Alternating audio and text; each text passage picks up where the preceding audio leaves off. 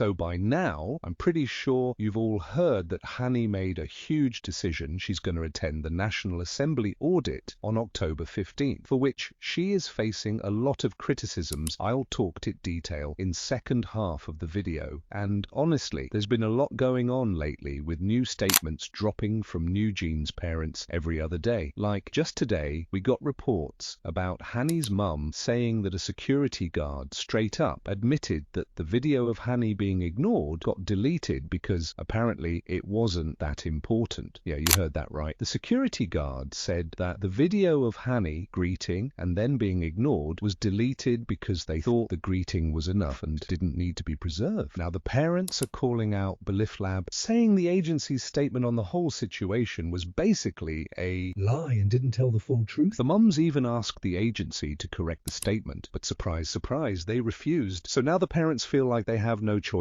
but to speak up themselves. And this isn't just one of those random claims. newjeans parents have been super vocal, saying HYBE and Lab actually deleted the footage and are trying to twist the whole story. According to reports I have been following for a while now, the incident happened on May 27th, and then looked into it on June 13th after the parents complained. But then in August, this whole thing popped off again, and Lab was like, nah, Minji's side already saw the footage. And now one of the mums is like, hold up, since day one, we were told only the people involved could watch the CCTV, so it was just Hanni and one manager who went to check it out. But now they're saying Minji's side saw it too. Like, what is going on here? She's basically calling them out, saying it's super sketchy that they keep changing the story. And that's why the parents are getting suspicious. Like, did HYBE or Lab delete the CCTV footage to cover things up?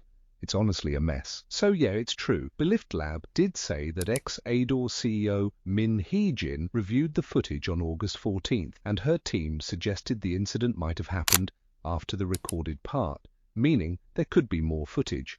But technically, this is where messed up. According to Hanni's parents, only 2 people saw the footage, and Minji wasn't one of them. Then on October 8th, the mums came forward and said Lab dropped a statement on the 7th, but it was full of factual errors. They actually asked Adore CEO Kim Joo-young to address it personally, since, you know, she's the leader of Adore. But apparently, CEO Kim refused and was like, even if we release a statement based on what Hanni and her parents say, it'll just turn into a never-ending back and forth with rebuttals, so she decided not to say anything. So yeah, Adore didn't step up, didn't address the errors, and that's why Hanni's parents had to speak out against Lab themselves. Honestly, when Adore's CEO decided not to make a statement, they really messed up. Like, it's the agency's job to handle stuff like this. Whatever the truth is, we might never know, but at the very least, they should have corrected the facts that were right there in front of everyone. Now, Hanni's parents are questioning why the footage got deleted and suspect that HYBE or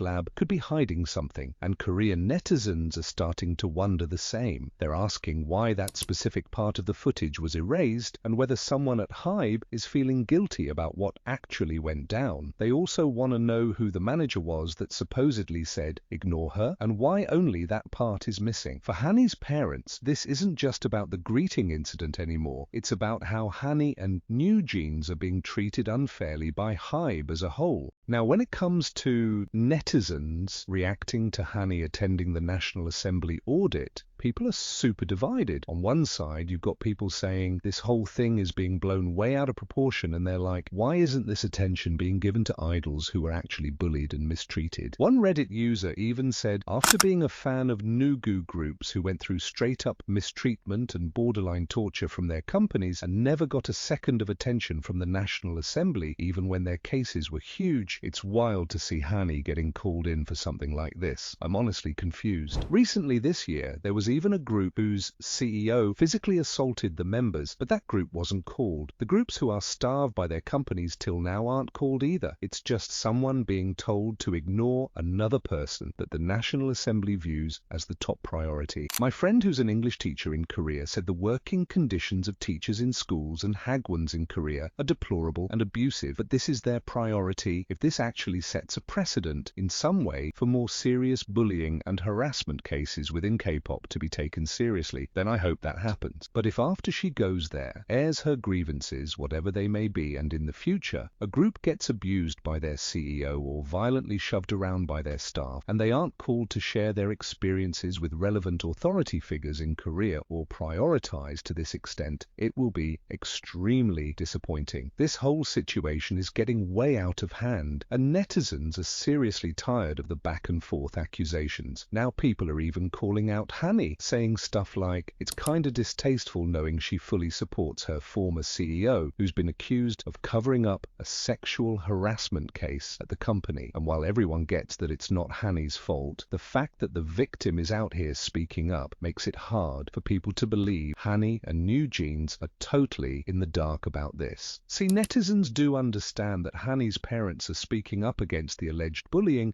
but the issue is they're siding with Minji, who allegedly has her own history of bullying and shady behavior. And let me emphasize that allegedly, because I don't want a lawsuit from her. I've actually gotten a few angry DMs and comments from her fans saying they're going to report me. So yeah, allegedly what Minji has done to other artists and management is making it super hard for netizens to stand with newjeans on this. One user even wrote, "Imma be real. The woman whose story of sexual harassment in the workplace got covered up by MHJ is the only one in that company who has the right to talk about bullying and harassment, not a 20-year-old who got ignored once. This move just feels distasteful and cheapens newjeans' image. I'm not saying what Hanni allegedly went through isn't real or bad, but the material we have to work with here doesn't really scream idols fighting back. And honestly, I get where they're coming from. A lot of people think this isn't a huge case of mistreatment, but more about fair business decisions. It's true the manager made a dumb move by ignoring Hanni, but after everything that's happened, I wouldn't be surprised